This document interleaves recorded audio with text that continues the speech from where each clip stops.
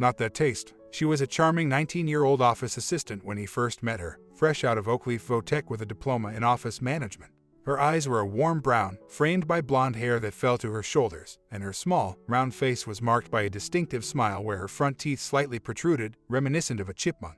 At 5'2", she was rather petite. Her figure was slender, with modest curves, retaining a bit of softness from recent motherhood, and her frame was compact, with her legs being somewhat sturdy. He was 27, strikingly good-looking with dense brown hair and clear blue eyes, standing tall at 6'3" with a broad frame. His attire was rugged, with his jeans and shirt bearing the marks of hard work and outdoor labor. "Can I help you?" Carol Cooper inquired. "I'm here to see if Tom can tear himself away from his distractions long enough to meet with Edgar Carroll," Ed replied with a light-hearted grin. "I heard that," came Tom Mills' voice from his office. "He's ready for you," Carol informed him. 1993 Peterbilt 379, Ed listed off as he entered his insurance agent's office. "How many miles?" Tom inquired, pen in hand. 104,000, Ed responded, settling into the chair. After finalizing the paperwork and exchanging a check, the two men caught up on local happenings. "Did you hear Frank is getting married?" Tom broached the subject. "The woman from Alabama," Ed responded, somewhat taken aback. "No, he's tying the knot with Allison Childress," Tom corrected.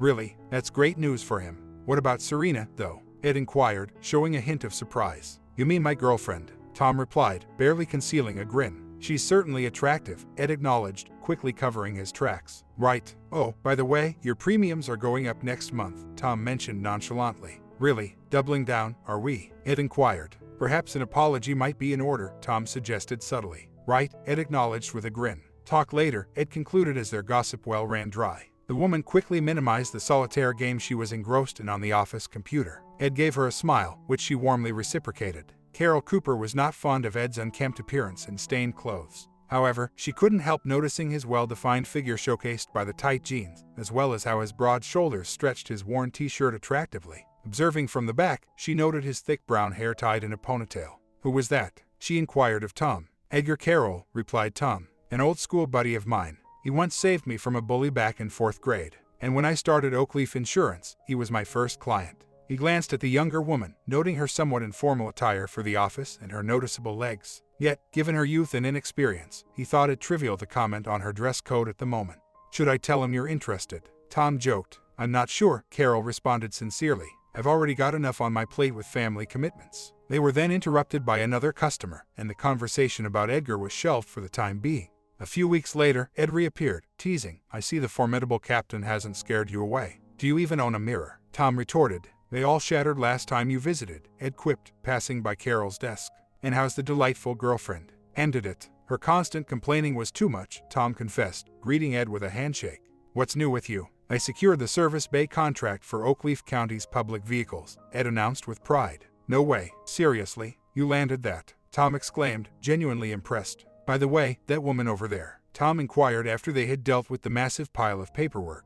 "The one by Carol's desk," Ed responded, gesturing backward with his thumb. "Yeah, you might want to ask her out," Tom hinted. Ed mulled it over for a bit, even craning his neck to peer through the open door. Then he just shrugged and offered a grin. Carol hastily exited her solitaire game when she caught the sound of Ed departing Mr. Mills' office. He beamed at her, receiving a bashful grin in return. "I see you're swamped with all this critical office work, so I'll keep it brief," Ed joked. "How about we hit up Stone Grill? They serve an incredible T-bone steak, really something special." "How about it?" Carol gasped slightly, surprised. Stone Grill Steakhouse was renowned for not being cheap, and she had never been there. Her previous dates never had the means. "When is this happening?" Carol stammered. "How does Friday night sound? I'll pick you up after you finish here." "What? Around 7:30. Gives me a chance to freshen up at home," Ed proposed with a smile. Once he left, Carol excitedly phoned her mother. Rose Cooper reluctantly agreed to babysit Annabelle, though her attitude improved noticeably when she learned the dinner was at the Stone Grill. "No way. That's not Lionel treating you, is it?" Rose exclaimed. "Mom, when was the last time I saw Lionel?" Carol exhaled sharply. "Not since you had his baby," Rose retorted. "Mom, I have to run. Some customers just walked in," Carol fibbed, quickly ending the call. "Those customers vanished." "Huh," Tom teased lightly. "Vanished into thin air," Carol replied with a smile. Ed regretted not having completed the restoration of his old pickup. Even if Carol wasn't a car enthusiast, he figured the vintage truck would surely catch her eye. Instead, he settled for his old car, which he had recently had cleaned by a couple of local kids. "Wow, it's so polished I can see my reflection," one boy remarked to Ed. "That's not your reflection, that's the dealership emblem," Ed joked back. "Ha, very funny." The The boy responded with a laugh. Carol felt a touch of respect when her date didn't just wait in the car, honking impatiently. Instead, Ed stepped into the modest trailer to meet Rose Cooper and her 4-month-old baby, Annabelle Marie Cooper. "Oh, what a treasure," Ed cooed at the baby. "Aren't you just adorable?" "Yes, you are. Such a beautiful little one." "I'll make sure she's home early, considering she has her little one waiting," Ed assured Rose. "Take your time," Rose responded, slightly adjusting her posture for comfort. "Annabelle's fed and changed, she'll be just fine." "That's your ride?" Carol inquired as they left her mother's place. "Thought we might be taking your truck." "The Peterbilt I recently got." Ed chuckled, holding the door open for her. "No, that's more for work, not dates." "This is a Cadillac?" Carol asked. "Yep, the latest model," Ed confirmed. The restaurant staff quickly seated them, and a waiter approached their table immediately. "We'll probably go for the wine," Ed mentioned as the waiter highlighted the wine list. "Not worrying about any dietary restrictions, are you?" Ed inquired after the waiter went to fetch their bread. "No age restrictions here," Carol quipped playfully. "Really? Should I show my ID then?" Ed said, joining in the laughter. As they enjoyed their delicious steaks and fine wine, the two shared stories, gradually getting to know each other. Ed talked about his life on the road as a truck driver and how he realized he didn't like waiting for a truck to be available. "Is that the reason you got the truck that Tom is insuring?" She shared her experience of attending vocational school, aware that college was not her path, but recognizing the importance of being able to support herself. She needed a practical skill to ensure her independence. Carol also confided about her high school sweetheart, revealing that he was the father of Annabelle. Ed empathized with her, as he had his own story of unrequited affection from his school days. He recounted how Shannon had taken advantage of his feelings to incite jealousy in David Fremont, mistaking it for genuine love. Carol expressed her dismay. "Aw." Ed recounted a painful memory. "Yeah, right after we hung out, I was suddenly in a fight with David, and Shannon just watched and laughed," he recalled, clearly distressed by the memory. Carol responded with disbelief. "That's awful." Following their dinner and indulgent dessert, Ed proposed visiting the local miniature golf course. Carol, however, held his sturdy, work-worn hand, gazing into his eyes suggestively. "How about we just head to your place instead?" she proposed. Carol was visibly impressed as they turned onto Roberts Drive, her attention caught by the upscale neighborhood. "Lionel and I would come here to see the Christmas lights," she remarked as Ed drove into the garage of 1812 Roberts Drive. "This house was left to me by my uncle," Ed falsely claimed. Without waiting for a formal tour, Carol eagerly explored the house as soon as Ed opened the door, quickly inspecting each of the 5 bedrooms, 4 bathrooms, kitchen, living room, and den. Her excitement peaked when she noticed the large swimming pool and hot tub through the atrium doors. "Ooh, can we go for a swim?" she exclaimed, already heading outside. "You have a swimsuit." Carol, dismissing the need for one under the cover of darkness, impulsively shed her dress. Ed, feeling the spontaneity of the moment, quickly grabbed 2 towels for them. Emerging from the water, Carol greeted Ed with a broad smile, setting the scene for a night of carefree enjoyment. Even when relaxed, Ed's stature was notably impressive, comparable to Lionel's peak moments. He had a distinct appearance, with a broad crown and sturdy build. His lower anatomy was reminiscent of 2 robust orbs nestled in a dense thicket. Plunging into the water, Ed emerged near her, greeting her with a smile. She returned the gesture, moving her delicate face closer. "Oops, my bad, should have given a heads up," Ed chuckled, leaning in for a kiss. "You know, they say this pool's got alligators." "Alligators?" Carol shrieked in surprise. "Yep," Ed responded, playfully nudging her side. "Look, there's one now." "And another," he teased, giving her a gentle squeeze. "Ooh, and there's another," Carol responded with a playful pinch. "Those pesky creatures, right?" Ed laughed, and their laughter mingled with another kiss. When Carol felt his embrace strengthen, she was drawn closer to him. After a tender kiss, she swam towards the ladder. Emerging from the pool, Carol's figure was highlighted by the evening light, revealing her harmonious curves. She wrapped herself in a towel, casting a glance at Ed as he exited the water. Her gaze lingered on Ed, noticing his robust form. Ed then wrapped himself in his own towel. "Is it private here?" "Completely," Ed assured. She led him to a nearby lounge chair, drawing him close. The atmosphere was charged with an unspoken anticipation as they settled into a comfortable embrace. Ed, with gentle affection, explored the subtle contours of her form, their mutual desire palpable in the air. "Wow," Carol exclaimed softly as they connected, lost in the moment.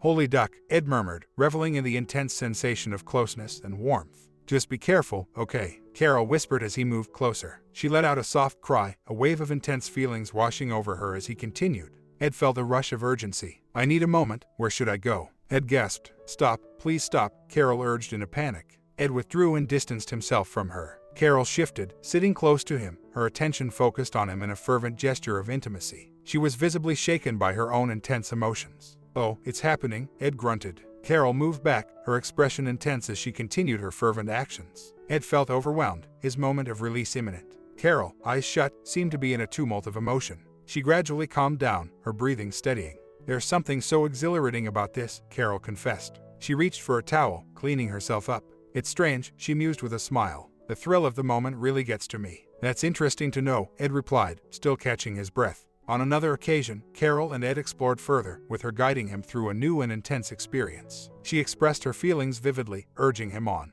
Her demands were clear, asking for the climax to be as memorable as before. Ed, lost in the memory of past experiences, had to pause and collect himself amidst the intensity. He had been seeing Jenny Schmidt, a young woman of 18. Their interactions were innocent yet thrilling for him, given his lack of experience. One day, Jenny's mother, a woman with a neglectful appearance and unhealthy habits, abruptly interrupted their time together and sent Jenny away. Taking Jenny's place, Mrs. Schmidt squeezed herself into the car, continuously smoking as she lectured him on the importance of restraint. Unexpectedly, her warnings turned into a personal revelation. He experienced his first intimate encounter with Mrs. Schmidt, who had a noticeable disregard for personal care. This encounter left him with mixed feelings of pleasure and guilt. Later, he heard rumors of her pregnancy, leading him to question the paternity of Jenny's younger sibling. The memory of the encounter, marked by discomfort and shame, lingered in his mind. During another encounter, Carol, his partner, expressed her pleasure vividly as they were intimate. When Ed felt he was close to the climax, Carol changed their position, handling him with urgency until the moment passed. Afterward, in the shower, they shared a more tender moment, cleaning and caring for each other. As they prepared to part ways, Carol's casual comment on Ed's profession as a trucker revealed her underlying feelings, which Ed noticed but chose not to address. "Hey, it's just work," Ed remarked. "Oh, I understand. I didn't mean it like that," Carol responded, giving him a peck. When they met again, Carol and Ed shared an intimate moment. Ed lingered a bit too long, resulting in a messy situation. Carol expressed her surprise vocally, directing the mess towards herself. "Oh my, yes, just like that," she exclaimed as she got covered. "Ready to go again?" she inquired playfully. "Which do you prefer, here or on my face?" She then devoted herself to bringing him back to excitement. This time, she continued until he could no longer hold back. "Wow, that's intense," she exclaimed as she felt the warmth on her skin. "So," Ed panted. "So what?" Carol responded, casually spreading the warmth over herself. "Which was better, face or here?" "Oh, I lost track of the game." Carol laughed. Each time Ed had to leave for work, Carol showed her unhappiness. But upon his return, she always had a passionate welcome waiting for him. When it was that time of the month, she'd make it up to him in other ways. Due to her sensitivity, he would end up making a mess on her, which they both found amusing as they played around. Just before their daughter Annabelle's first birthday, Ed told Carol he'd declined a work trip to Philadelphia. "What? Why?" she inquired, puzzled. "Well, it's Annabelle's birthday," Ed stated. "You think I'd miss that?" The birthday party was a small affair with Ed, Carol, Rose, Tom, and Emily, Tom's new companion, attending. The little girl was blissfully unaware, enjoying the attention and laughter surrounding her. Ed's gift was a tricycle adorned with the Mack Truck logo. "Oh, definitely not. She won't be following in your footsteps," Carol chuckled, referring to the trucking life. "What? There are worse things," Ed remarked, placing a Peterbilt cap on the young one's head. Annabelle gave Ed a look, her smile showcasing a charming few teeth. "She looks absolutely charming," Tom observed. "Indeed, Carol Eunice Cooper, there are worse fates than being a trucker," Rose added. "Like flipping burgers at a fast food place." "Taco Bell," Carol interjected, slightly correcting her. Ed missed the slightly tense banter between mother and daughter. He was focused on teaching Annabelle how to maneuver the tricycle. Her smile broadened, even playfully reaching for his nose. No, darling, keep your hands on the handlebars," Ed gently instructed. Then, with her feet on the pedals, off they went. As the small gathering dispersed, Emily turned to Tom, questioning, "Do you get the sense Carol was expecting someone else to drop by?" "I thought I was the only one," Tom confessed. Ed was among the last to leave. At the doorstep, Carol embraced him warmly, offering a quick, affectionate peck. "I cherish you," she whispered close to him. "Cherish you too," Ed replied softly. On her next visit, Ed made sure to include Annabelle and her tricycle in their plans. The trailer park's gravelly drive wasn't ideal for a young child's bike lessons. On his more suitable driveway, Ed patiently guided Annabelle around, until his knees begged for mercy and his back warned of its limits. Finally, he lifted her, laughing with delight, into his arms. "Daughter," she exclaimed joyfully. "And just wait until you see the swimming pool," Carol promised her delighted daughter. With daylight still on their side, Carol managed to slip into her swimwear, despite a few self-conscious chuckles about the fit. Ed couldn't help but wonder at her choice. He made a point to impress further by adeptly changing a diaper before handing the little one back to her mother. Then, Ed swapped his attire for swim trunks, ready for the next part of their day. Mother and daughter were having fun at the pool, with Ed joining in, playfully diving under the water and tickling Annabelle's feet. Ed eventually stood up and announced, "All right, y'all can play as much as you like, but I'm going to start on the burgers, okay?" Annabelle reached out for Ed, signaling it was time to wrap up the pool fun. After drying off and changing, they all gathered in the kitchen. Carol teased Ed, calling him Daddy, to which Ed just grinned and said, "Well, it seems I've earned the title." That evening, as Annabelle slept peacefully, Ed and Carol shared a tender moment, reinforcing their connection. Time passed, and Carol found out she was pregnant. This time, the news was met with love and acceptance, not rejection.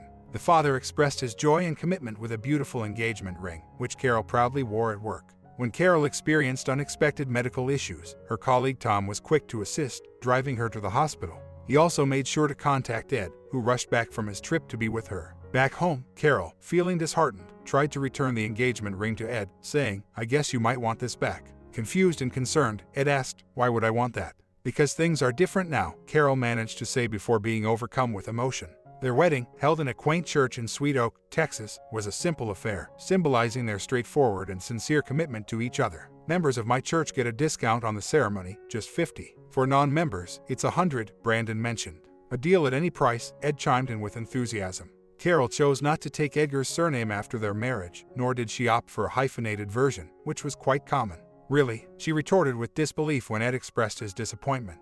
Carol, or Carol Cooper Carol, sounds ridiculous. "It doesn't matter what her name is, just as long as she's happy," Rose said with a light-hearted tone. Their joy was dampened by another unsuccessful pregnancy 2 years into the marriage. Carol suggested that Ed consider a medical procedure to prevent future pregnancies. "I don't think that's for me, but nice try," Ed responded. Thus, they agreed on using preventative measures during intimacy. But Ed had a habit of being a bit dramatic at the end, which Carol found frustrating. "Ed, why must you park that monstrous vehicle right in front of our place?" Carol complained as she walked through the door. She was talking about a brand new Peterbilt 379 tractor. "It's too big for the garage," Ed replied, not looking up from the Lego set he was playing with alongside Annabelle. "Why not park it elsewhere and use your other truck?" Carol continued, her frustration evident as she headed upstairs. "Yeah, great to see you too. Missed you as well." "Yes, Boston is a long way, but I made good time," Ed responded sarcastically. Carol realized she had been harsh. Ed had been away for nearly 5 days, and instead of a warm welcome, she greeted him with complaints. "Those trucks are what pay our bills," Ed mentioned, pausing at their bedroom door. "I got a raise," Carol countered, her brief moment of remorse quickly fading before she could apologize for her initial reaction.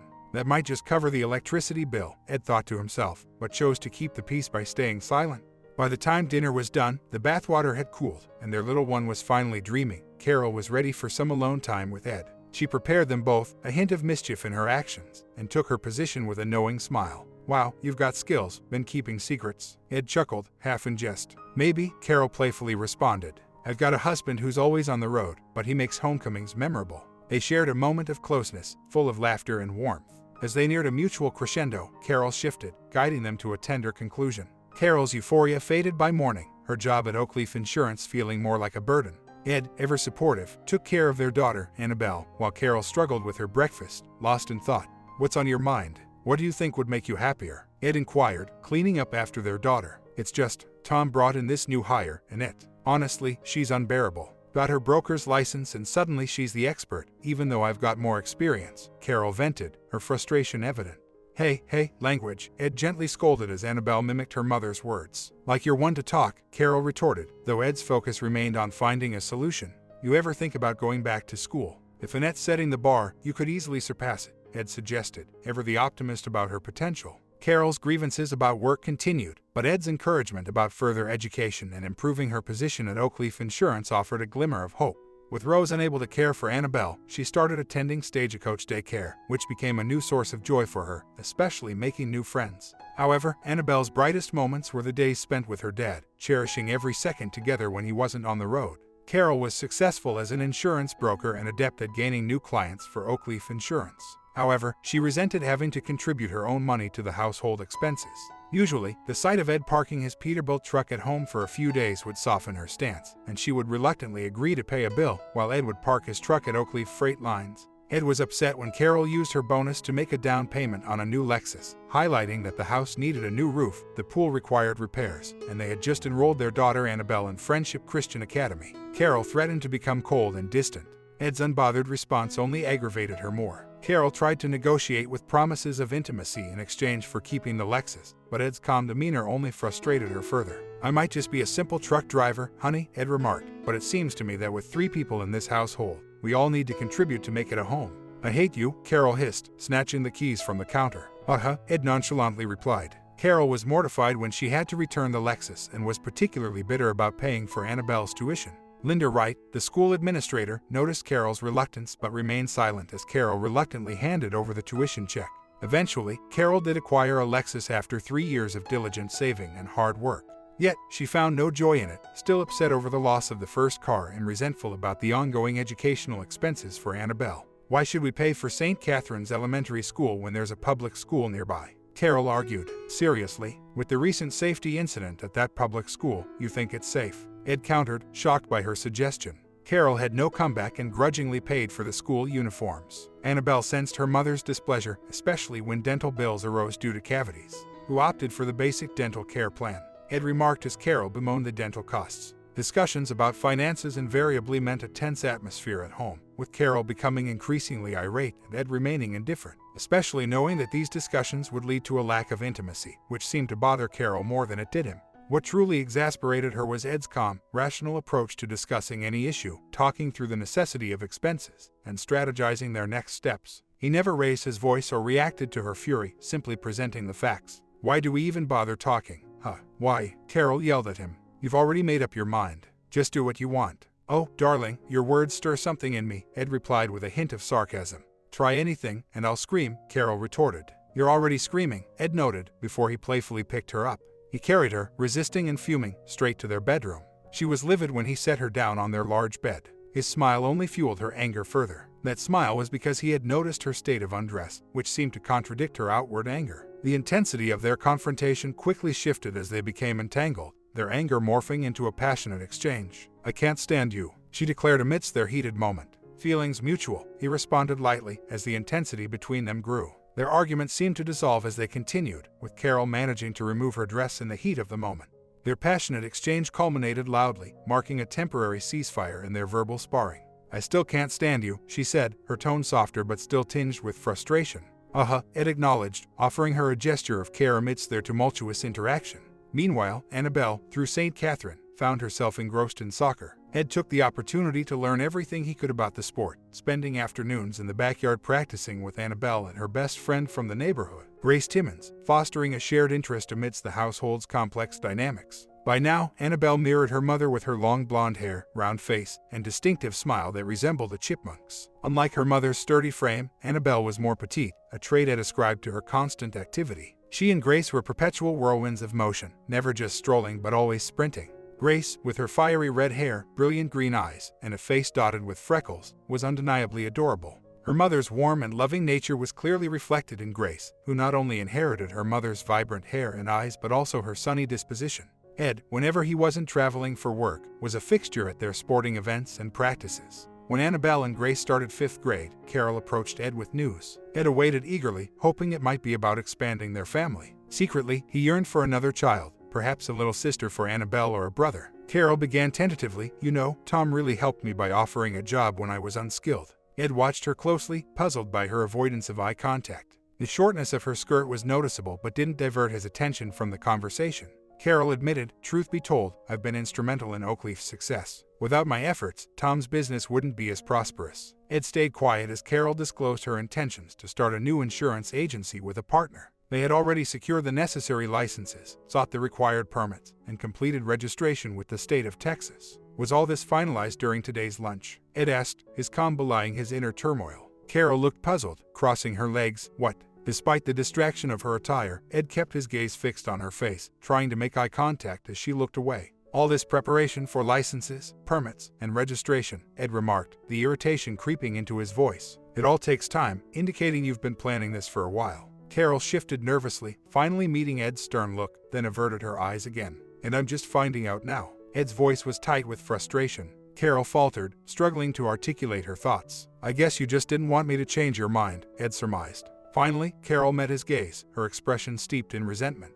Absolutely, she retorted with venom. If I had talked to you, you would have talked me out of it, just like that luxury car situation. Fine, Carol, do what you want, Ed exhaled, his frustration dissipating. Just ensure you contribute to the expenses here, and make time for our daughter. I will make time for my daughter, Carol snapped back disdainfully. Really, like you do for her soccer games, Ed challenged. Oh, come on, how many of those games are there anyway? Carol grumbled. Does it matter? Ed countered. You haven't shown up for a single one. So whether she has one game or 100 doesn't seem to matter, does it? Days later, Carol presented Ed with the newly printed business cards. He observed them with mild interest. Cooper Hahn Insurance Corporation was printed boldly. To Ed, the font seemed unprofessional and juvenile. He kept his thoughts to himself and pointed to the phone number. Is this the best way to reach you? Well, actually, you should call my mobile number. It's forwarded to a call center overseas, Carol disclosed. People like the personal touch with Oakleaf, you know. Call Oakleaf, talk to Oakleaf, Ed remarked. Carol's displeased reaction was evident. Just back from a jog, Ed, hoping to have a close moment with his wife, quickly softened his stance. But then, Oakleaf was a smaller venture, wasn't it? He conceded, pocketing the card. They shared a tender moment, and after a while, Carol shared updates about the new tech installations at her office. And who is this Hahn person? Ed inquired, shifting the conversation. Instead of responding directly, Carol shifted the conversation to Annabelle's fleeting interest in basketball. I'll install a hoop tomorrow, Ed offered enthusiastically. But what's the point? She'll lose interest soon, and I'll be left with an eyesore in our driveway, Carol expressed her concern. You said the same about the soccer net in the backyard, yet she's out there all the time, Ed countered. Still, I don't want a basketball hoop cluttering up our front yard, Carol reiterated her displeasure. Therefore, Ed consulted with Cheryl Timmons, the mother of Annabelle's friend Grace. With Annabelle's newfound interest, Grace also showed eagerness to join the basketball team. Cheryl mentioned her husband Frank's busy schedule as a medical supplies salesman, which left him little time for such activities. Would have been different with a son, Cheryl mused, then quickly added, but sure, go for it. At least we'll know where they are. Ed purchased the necessary equipment, a hoop, backboard, and post, along with 2 new basketballs. He introduced the basics of dribbling and passing to Grace and Annabelle, guiding them as they practiced. While Ed and his friend Tom Mills set up the basketball stand, the girls expressed their gratitude. Thank you, Daddy, thank you, Uncle Tommy, Annabelle beamed. Tom, chuckling, replied, how could I resist? Curiosity piqued, Grace inquired about dunking. Ed, trying to keep a straight face, confessed his own lack of dunking skills and encouraged her to keep practicing.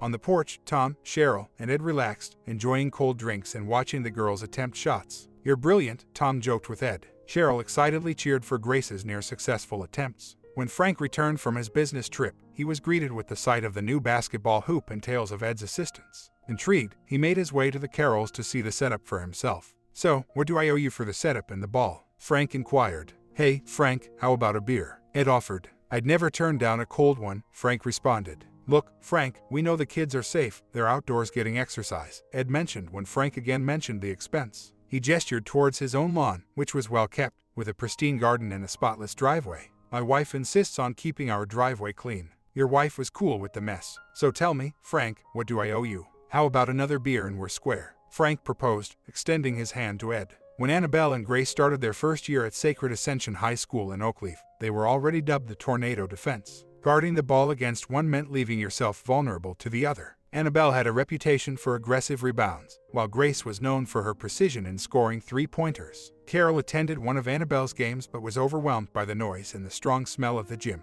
She struggled to follow the game, which seemed like endless running back and forth. Just as she figured out who had the ball, the action moved to the other end of the court. Next to her, Ed and Cheryl were enthusiastically cheering and laughing. Did you catch that? Ed shouted to Carol. Carol, longing for a quiet bath and a glass of wine, was disinterested. Catch what? She replied. Did you see? Annabelle just snatched the ball. The other player was clueless, Ed explained. Oakleaf High School launched a strong offense, but the Tornado Defense held firm. Annabelle blocked an attempt and passed to Grace, who scored a flawless 3-pointer, earning cheers from the crowd. Exactly. That's how it's done. Ed cheered loudly. Later, Ed had to travel to Miami, Florida. Approaching Fort Walton Beach, he noted a hurricane developing in the Atlantic, potentially heading towards the coast. Consequently, Ed's route was changed to Gulf Shores, Alabama, with another company taking over the delivery to Miami post-storm. Oh, you're back early, Carol exclaimed, her voice edged with surprise as she stepped into the house. Unexpected change of plans because of the storm, Ed replied with a matter-of-fact tone. Carol fumbled for words, attempting to move towards the exit. I wasn't expecting. You seem to have something in your hair, Ed observed coolly. Seems like the person you're seeing isn't very considerate. Ha. Carol quietly placed her purse on the table, avoiding Ed's gaze. There's no simple way to say this, she whispered. The divorce proceedings were fraught with tension. Carol had never allowed Ed to formally adopt Annabelle, leaving him without any rights to see her afterwards. Carol had insisted on a prenuptial agreement that specified both parties would leave the marriage with what they had entered, dividing only what they had acquired together. However, when Carol and Lionel Hahn started Cooper Hahn Insurance, Carol demanded an additional agreement to protect her business interests in any future divorce. This agreement stated that in the event of Carol's passing, the business would pass to Annabelle, with Lionel acting as the guardian and trustee of her estate. Ed had strongly objected to the initial terms. He had only met Lionel a few times and had an immediate disdain for him. Ed thought Lionel, with his smug attitude and lack of respect for Ed's profession as a truck driver, was purely self-interested. Ed had been proud of his 20 years on the road, something Lionel seemed to dismiss until Ed pointed out his long-standing commitment to his work. Even Carol had shared that their business venture nearly didn't happen due to Lionel's early attempts to prioritize his name in the company, going as far as ordering stationery under the wrong name. Ed's lawyer revised the agreement to ensure that both he and Lionel would have to jointly agree on any decisions regarding Annabelle's estate in the unfortunate event of Carol's passing. Carol, puzzled by Ed's insistence that his trucking business be excluded from their agreements, scoffed at the notion, questioning why she would want some smelly old truck. She signed the document without further protest. Now, as they discussed the document, Carol assured her lawyer that she had no interest in Ed's truck, indicating a clear divide in their priorities and interests. Ed explained that Annabelle would remain in the house while she attended Sacred Ascension High School. Once she graduated, Carol would need to leave, as it had been Ed's residence before their union. However, if Carol allowed Lionel Hahn to stay over, she would be required to leave within 48 hours. Carol protested loudly, but Ed maintained his stance, emphasizing his ownership of the house and his disapproval of Lionel, who had disrupted their marriage. Judge Anderson called for order, and Ed questioned how he should refer to a man who had interfered in a married woman's life, expressing concern for the influences around his stepdaughter. Carol, infuriated, corrected Ed that Annabelle was Lionel's biological daughter, not his, prompting a cold silence from Ed. He argued that Lionel had been absent during important moments in Annabelle's life, questioning his sudden presence now. Carol sarcastically praised Ed's role as a father, while their lawyer, Lenny, pleaded for silence. The divorce announcement devastated Annabelle, who expressed a desire to live with Ed instead of Carol, leading to a confrontation where Carol slapped her, overwhelmed by the situation.